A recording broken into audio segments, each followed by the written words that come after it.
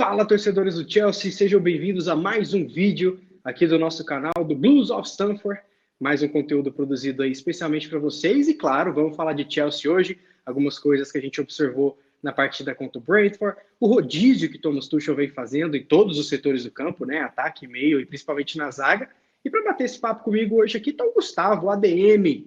Fala, Gustavo, beleza? Vamos bater um papo? Fala, JP, tudo certo? Bom falar de Chelsea, bom voltar a falar de Chelsea aqui no YouTube. Tem bastante coisa para falar, bastante jogador que o Tuchel tá recuperando, tirando das cinzas para fazer jogar nesse Chelsea. Tá jogando bem, então vai dar pra gente falar um pouquinho sobre cada um deles aí. Maravilha. Vamos fazer o seguinte, vamos chamar a vinheta, depois a gente faz aquele merchan dos nossos conteúdos e conversamos, beleza? Então roda a vinheta aí, diretor.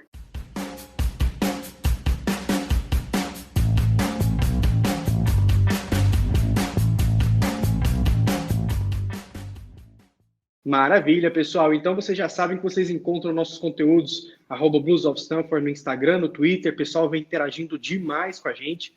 Show, até nossos perfis pessoais mesmo. A gente está fazendo muita amizade ali via Blues of Stamford. Então siga a gente, vamos trocar uma ideia. Nosso podcast of Stamford também você encontra nas melhores plataformas de podcast em áudio. E agora vamos fazer um videozinho aqui, porque, Gustavo, temos que falar desse rodízio todo, né?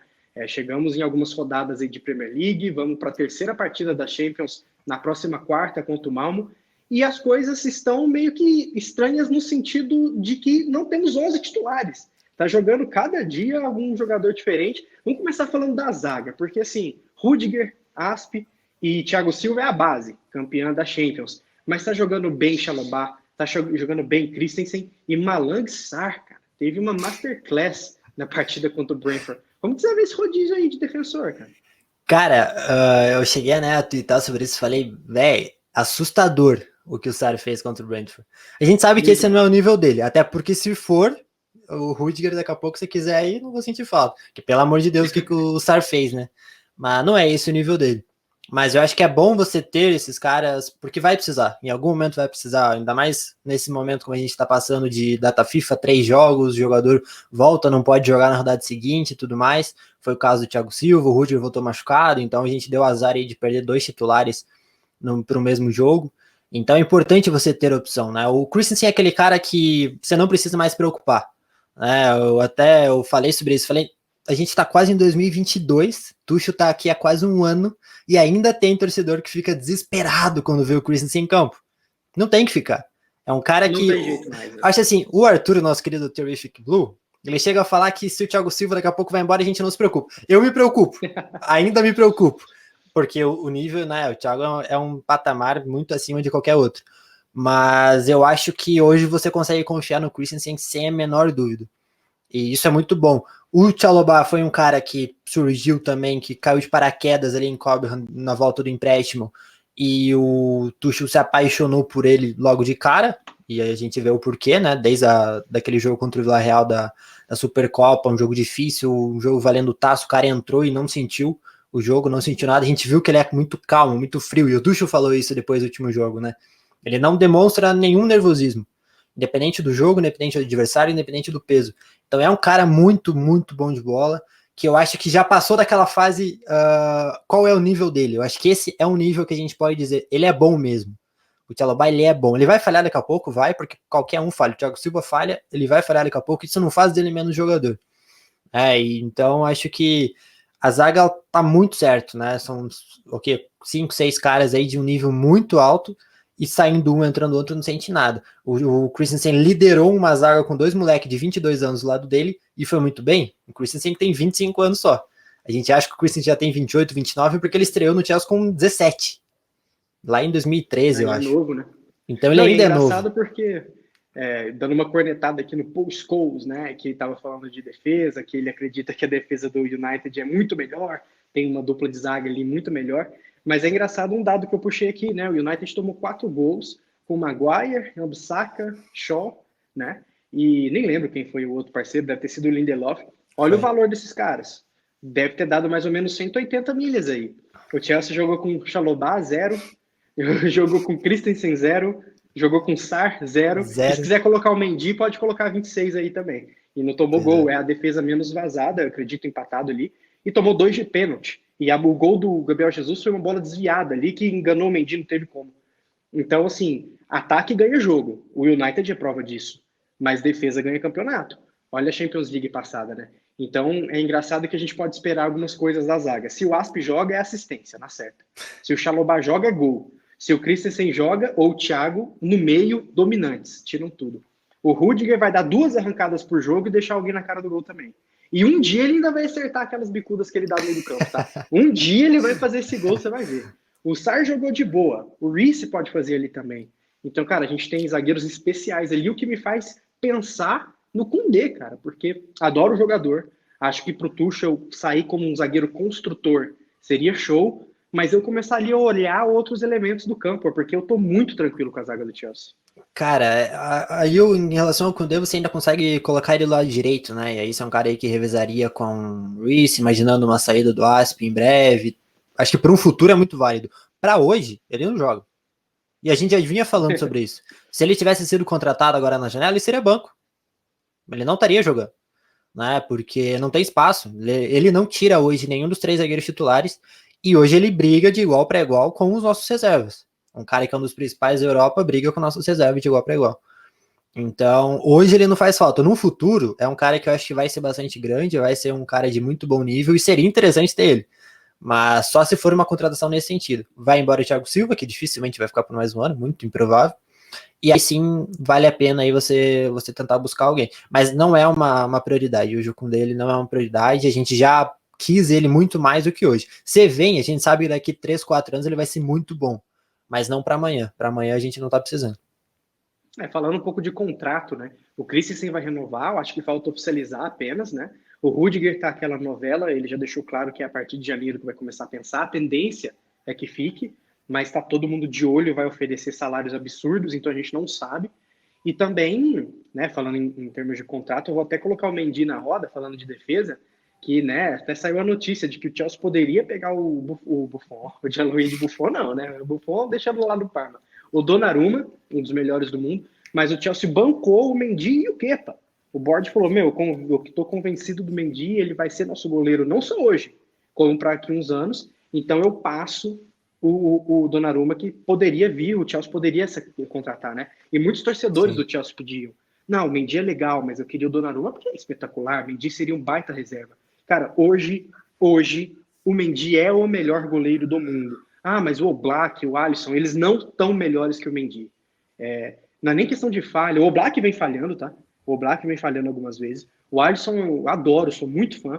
Mas o que o Mendy tá fazendo... O Mendy tá ganhando jogos hoje.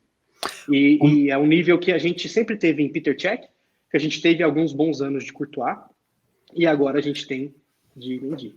E não só hoje, né? Ele vem ganhando jogos desde que ele chegou. E isso que impressiona ainda mais, né? Ele não teve período de adaptação. Óbvio, para goleiro isso não precisa tanto. Mas ele não teve nada. Ele já chegou fechando o gol. Lembra daquele jogo contra o United, né? No Old Trafford. Ele fechou o gol também. Fechou. Então, é muito bom. Eu também acho que, se não for o melhor, tá entre os 3 melhores do mundo hoje.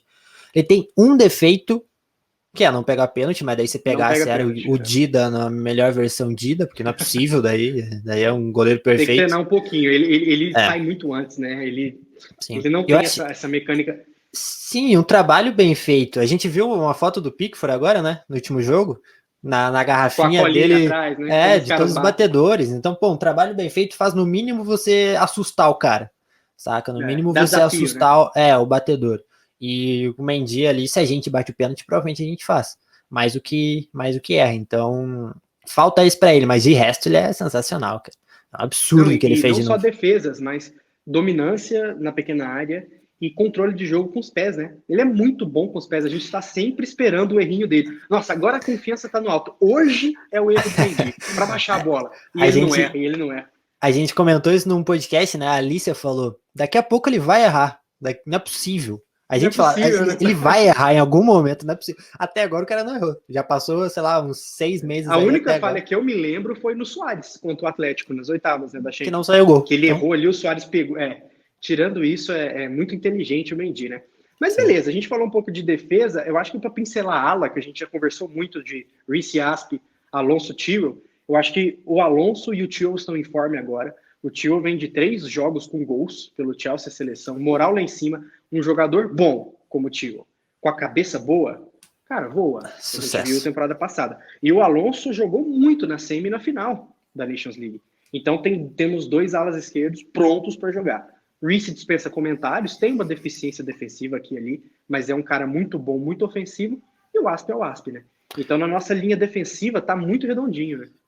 Cara, o Reece pra mim em poucos anos vai ser o melhor do mundo disparado. Eu acho ele muito completo. Tem ainda algumas coisas para melhorar nas duas fases do jogo, mas eu acho ele muito completo. Em relação ao Alonso, eu acho que, no geral, a gente só vai ter noção do tamanho do Alonso com a camisa do Chelsea depois que ele for embora. Porque, óbvio, não é o melhor lateral do mundo, nunca foi, mas ele foi extremamente importante no último título inglês do Chelsea. Extremamente importante. Ele foi o melhor ala do mundo, né, com o Conte. Melhor do... Não sei se chegou a ser do mundo, mas foi da Premier League. Naquela temporada, cara. Então, tipo, você precisa valorizar um cara desse, sabe? Eu acho que tem muito menosprezo pelo que ele fez de lateral. Agora, quando ele joga de ala, amigo, o que a gente fala? É muito difícil o Alonso fazer um jogo mal de ala. É muito difícil. De lateral, ele vai comprometer. Isso é fato. E como, se a defesa não tiver bem... o Bruno falou, né?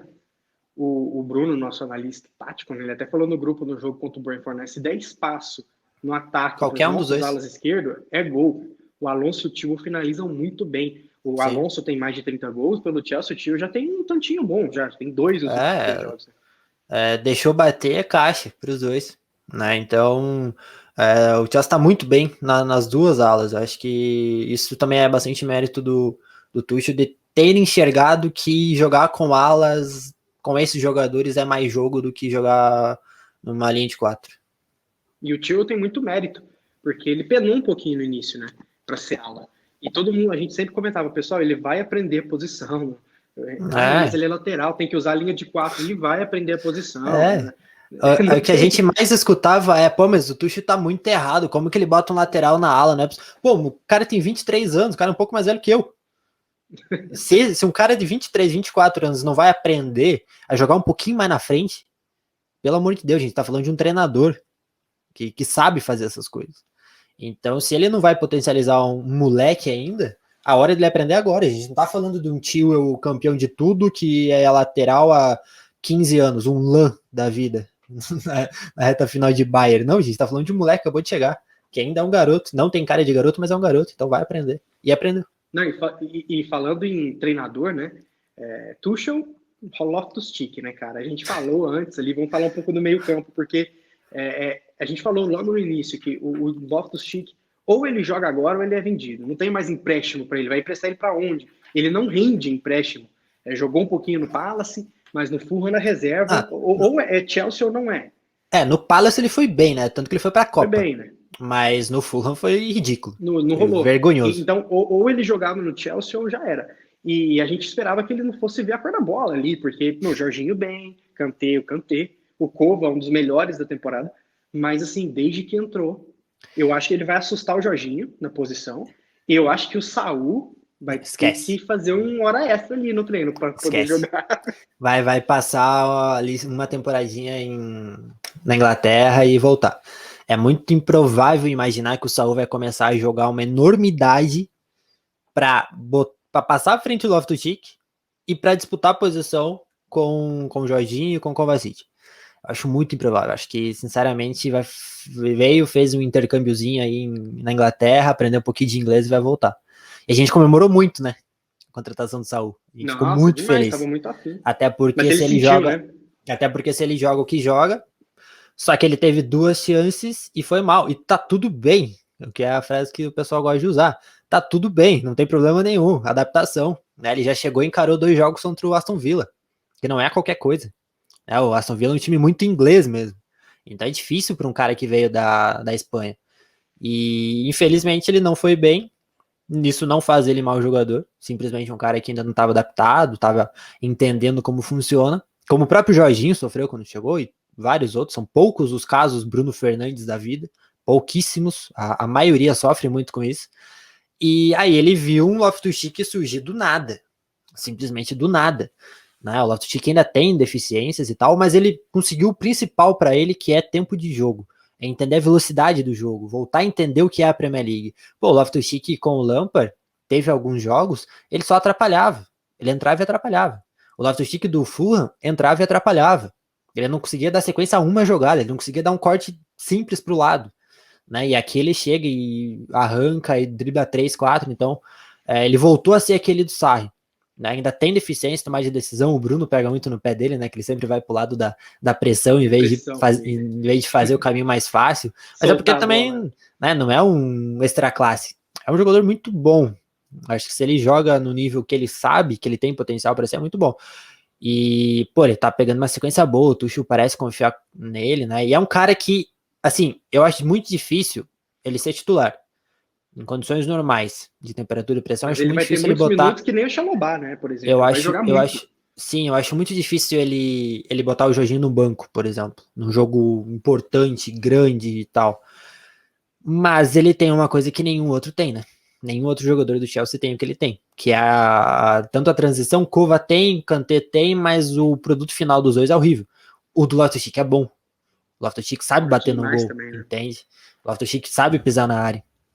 Então, se ele começa a fazer gol como fazia com o Sarri, aí vai ficar difícil. Aí vai ficar difícil botar o homem no banco. Por enquanto, eu acho ele uma boa alternativa para descansar o Jorginho, não forçar o Jorginho. Desde que chegou, praticamente joga todos os jogos.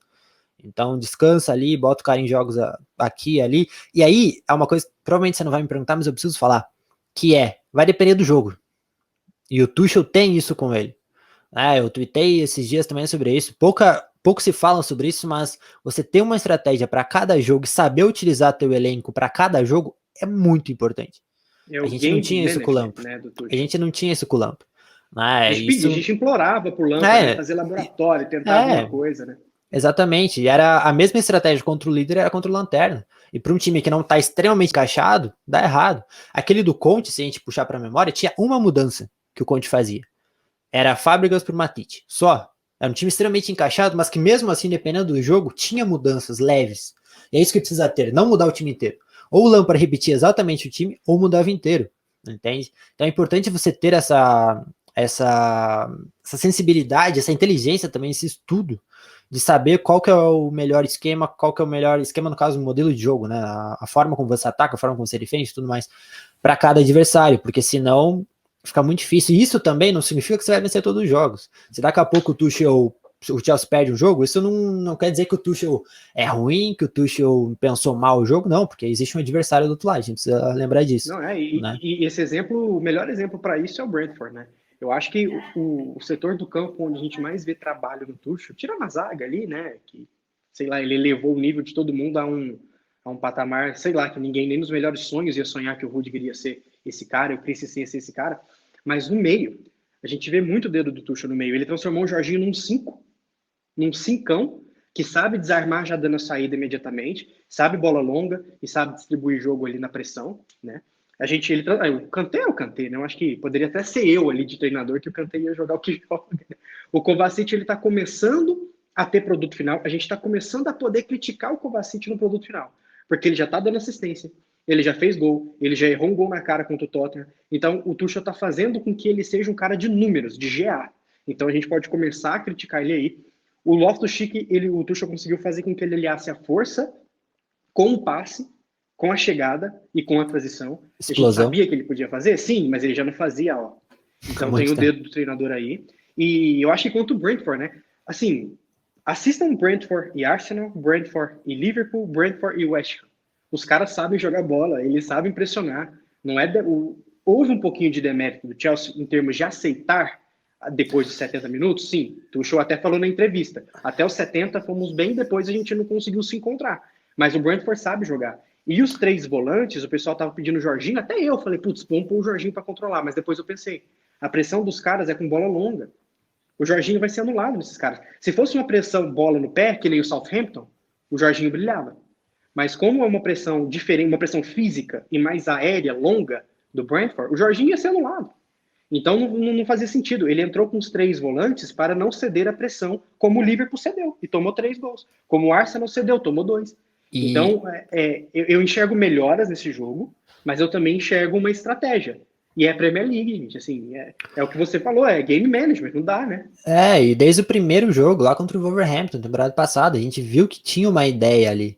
E a gente partiu daquilo para entender o que ele fazia a cada jogo, a cada mudança, né? A gente partiu daquela ideia que ele fez contra o Wolverhampton para entender o que ele fez no jogo seguinte, no outro, no outro, no outro. Foram mudanças pequenas, mas o suficiente para o Chelsea voltar a jogar bem, parar de sofrer gol e começar a vencer os jogos.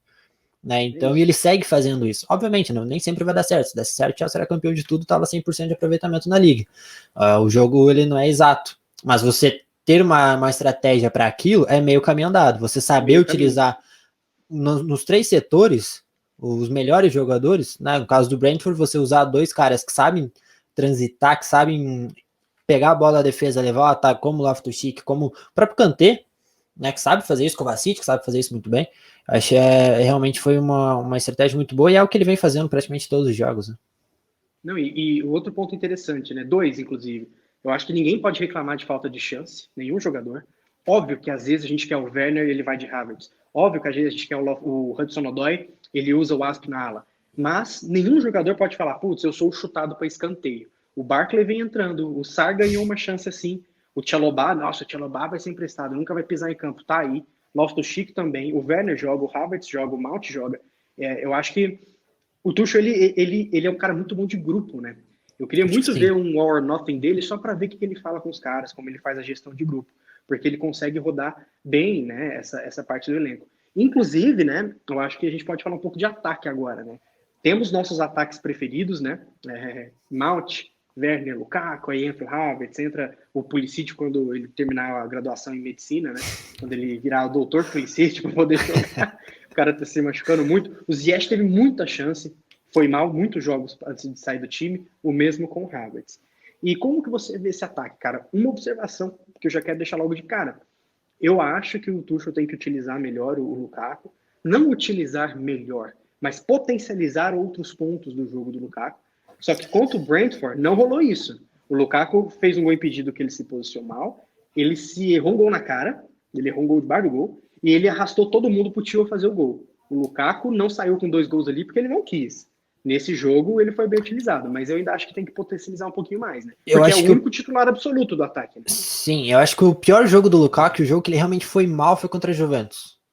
Que ali o Chelsea, como todo, foi muito Lá mal, e o Chelsea não encontrou. Divusão, né? Ali e aí eu acho que tem algumas coisas. Eu acho que não tem problema você usar o Lukaku no pivô, desde que você chegue até ele.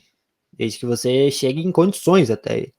Né? O meu ataque, como você falou, é Mount e Werner. Né? Ele e Mount e Werner. Porque aí você acaba tendo tudo. Falta um pouco de 1 contra 1, mas aí no 1 contra 1 você só vai ter o Hudson-Odoi praticamente. Né? O Pulisic a gente não pode contar.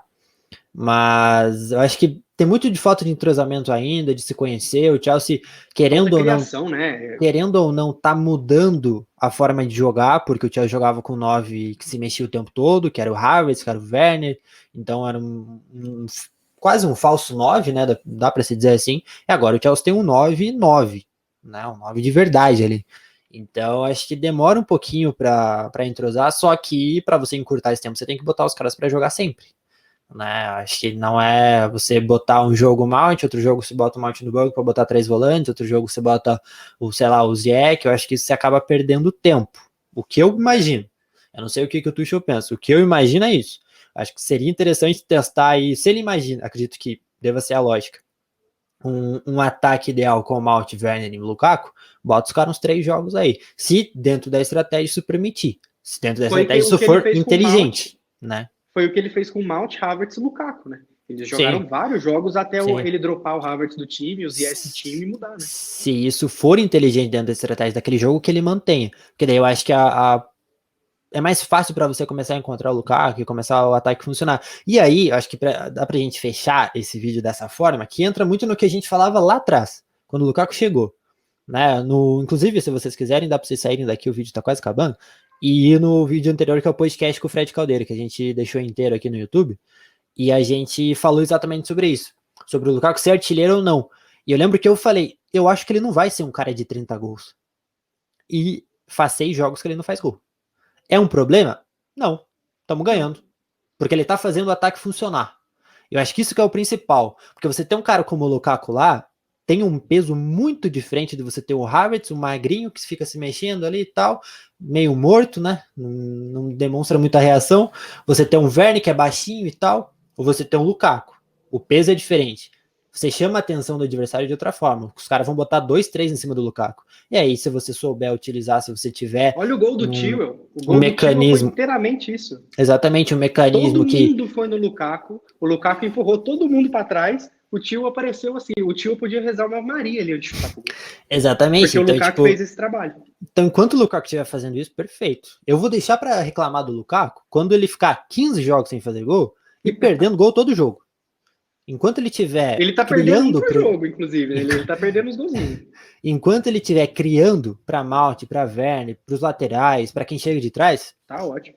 Eu não me preocupo com a artilharia do Lukaku. Eu quero o time metendo gol. E o Chelsea tem muito cara para fazer gol. De novo, o Arthur, tô pegando no pé do Arthur hoje. Ele fala que o 9 não era problema, né? Ele gosta de falar que o 9 não era uma necessidade. Era por causa disso que eu falei. Você tem um cara com esse peso. É importante. Entende? Muda óbvio, o panorama, Chelsea, né? O Chelsea tem muito cara que faz gol. Isso é fato. Havertz é um cara de fazer 15 gols por temporada. Werner. O Mount tem bola para fazer uns 10 gols por temporada. Então o Chelsea tem caras para fazer, para marcar também. Mas o peso do Lukaku dentro da área facilita demais o jogo. Só que aí cabe ao Tuchel entrosar logo e melhorar a parte da criação mesmo, que não precisa ter um 10, como a gente discutiu no grupo, né? Não precisa ter um camisa 10 ou um cara especialista em dar passe e tal, não. Não precisa ter um Bruno Fernandes, por exemplo. Não precisa. Mas você precisa criar mecanismos que facilitem o jogo. Para um ala aparecer em condição, como o Reece no jogo contra o Arsenal, que ele deitou.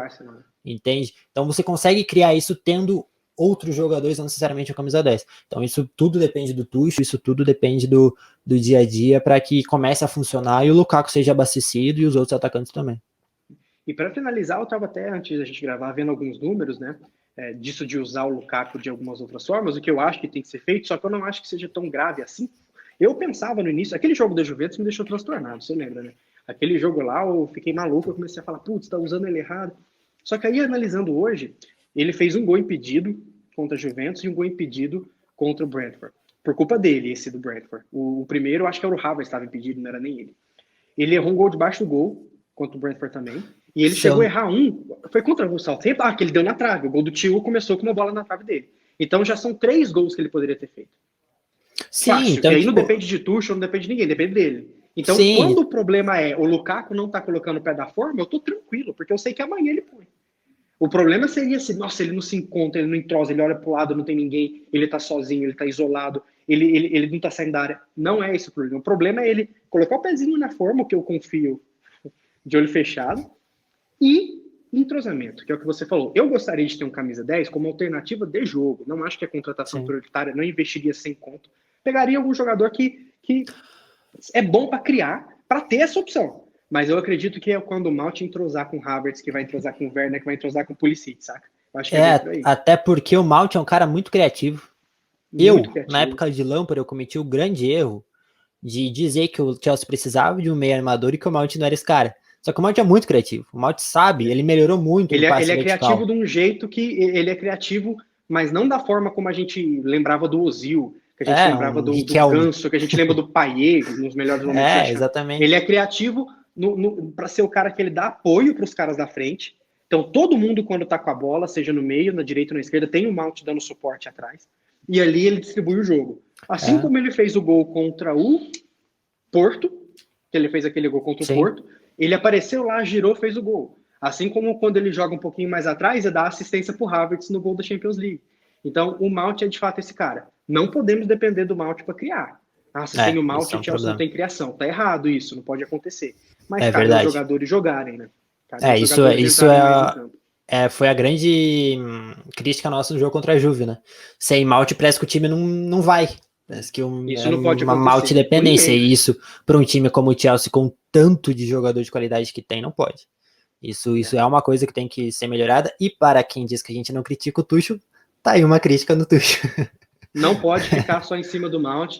Não dá. O Tuchel disse isso numa entrevista. Óbvio que eu quero ter o Mount em campo, mas a gente tem que saber vencer sem ele. Exatamente. Se a gente consegue vencer sem Mendy, com o que pra gente tá ganhando? A zaga pode jogar pro alto os papelzinhos, pegar 3 papelzinhos, essa é a zaga titular. Vamos ganhar. Ala, vai jogar isso aqui de ala, ganhando. Meio campo, ganhando. Até com o Barkley já ganhou o jogo. Agora, no ataque, a gente tem que saber conseguir encontrar um caminho. O Ziyech não está sendo esse cara.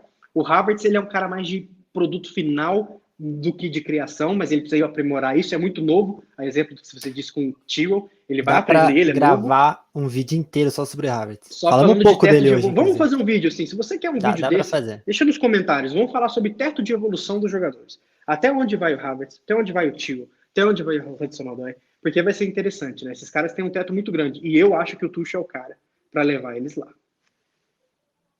Fechou? É isso? Sim, também acho. Não tem o que acrescentar. O Tuchel é muito bom. Acho que muita gente ainda... A gente chegou a twittar esses dias no dia do professor, né? A gente botou ali Tuchel na mesma prateleira, digamos assim, de... Na prateleira não, no mesmo tweet, né? De Mourinho, Ancelotti, Conte. E dá para colocar, e a tendência é que ele evolua cada vez mais, se tiver tempo, né? A gente sabe que o Chelsea é uma bomba relógio, que ele é uma bomba relógio, por tudo que já fez, pelo não retrospecto só o Chelsea, recente. Como o torcedor do Chelsea também, né? Essa cultura bomba relógio vem muito do torcedor também. Então, mas se ele tiver tempo, cara, eu acho que a gente vai, daqui a alguns anos, quem sabe...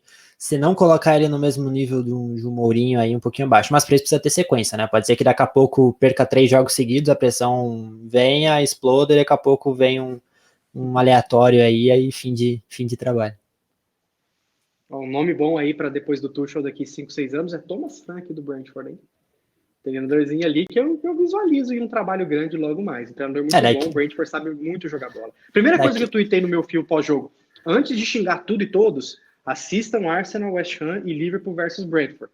Os caras sabem jogar bola. Daqui uns 4, 5 anos, acho que o Lampard tá de volta.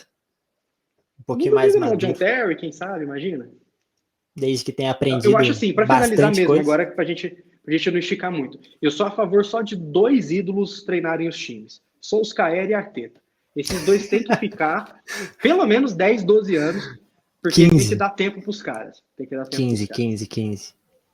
Mas é isso, pessoal. Se você curtiu, comenta, vamos bater um papo também. Se você acha que é legal a gente gravar um vídeo sobre teto de jogadores ali, até onde vai cada um, é um assunto bem legal para a gente gravar. E sigam nossa página, compartilhe os vídeos que a gente grava, esse inclusive, nos grupos Futebol Europeu, no seu Twitter, e a gente bate um papo lá.